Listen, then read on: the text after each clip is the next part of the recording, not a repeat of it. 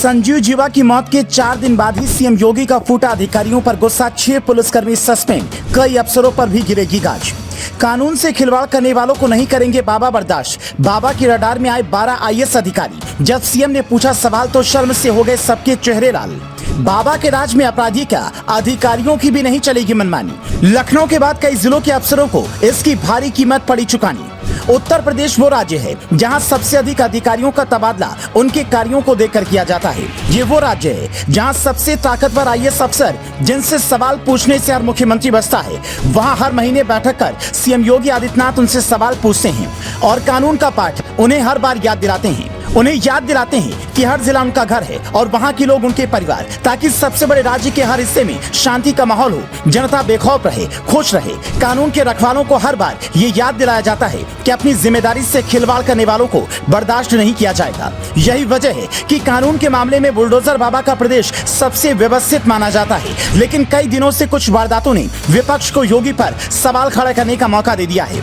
दरअसल पहले अतीत फिर कुख्यात अपराधी संजीव जीवा की जिस तरीके से दिन दहाड़े हत्या की गई, प्रदेश की सुरक्षा और अधिकारियों पर सवाल उठने लगे। इसके बाद सीएम योगी ने पूरे मामले की खुद मॉनिटरिंग करनी शुरू की तो पता चला कि प्रदेश की राजधानी के साथ कई जिलों में भी फिलहाल अधिकारियों का रवैया ठीक नहीं है। फिर क्या था, योगी ने तुरंत एक बैठक बुलाई, तमाम अधिकारियों से उनके कार्यों का हिसाब लिया। जिन अधिकारियों का रिपोर्ट कार्ड में खराब प्रदर्शन था उन्हें फटकार भी लगी। इतना ही नहीं, इस पूरे मामले में तुरंत एसआईटी को लगाकर जांच की हर जानकारी भी लेने लगे। और इसी बीच कुछ पुलिसकर्मी और आईएएस अफसर सीएम के रडार में आ गए और बाबा ने मनमानी करने वालों का हिसाब कर दिया।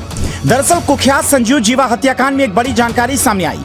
हत्याकांड की जांच करी एसआईटी की टीम ने कई पुलिसकर्मियों को भी दोषी पाया। ये खबर जैसे ही योगी आदित्यनाथ के कानों तक पहुंची, बाबा ने तुरंत 6 पुलिसकर्मियों को सस्पेंड कर दिया। इतना ही नहीं, अब सीएम के रडार पर कई बड़े अधिकारी भी हैं जिन पर बड़ी कार्रवाई होने की संभावना है। लेकिन उससे पहले योगी आदित्यनाथ ने 1-2 नहीं बल्कि 12 अधिकारियों का तबादला कर दिया और सबसे अधिक जिला अधिकारियों को ही हटाया गया है। फिरोजाबाद, गोंडा, कानपुर, बलरामपुर जैसे जिलों के अधिकारियों को हटा दिया गया। जी हाँ, नेहा शर्मा निदेशक नगरीय निकाय को गोंडा का जिलाधिकारी बनाया गया है। राजेश त्यागी जो उच्च शिक्षा के विशेष सचिव थे, उन्हें अमरोहा का डीएम नियुक्त किया गया है। तो वहीं कानपुर जिलाधिकारी विशाख जी को कानपुर विकास प्राधिकरण का अतिरिक्त प्रभार दिया गया है। कानपुर विकास प्राधिकरण के बीच अरविंद कुमार सिंह को बलरामपुर का डीएम बनाया गया है। तो कानपुर विकास प्राधिकरण के बीच अरविंद कुमार सिंह को हटा दिया गया है। उन्हें बड़ी जिम्मेदारी के साथ बलरामपुर का डीएम बनाया गया है। तो अमरोहा के डीएम बालकृष्ण त्रिपाठी को एपीसी शाखा का विशेष सचिव बनाया गया है और फिरोजाबाद के डीएम रवि रंजन को कृषि के साथ एमडी यूपी एग्रो का प्रभार सौंपा गया है।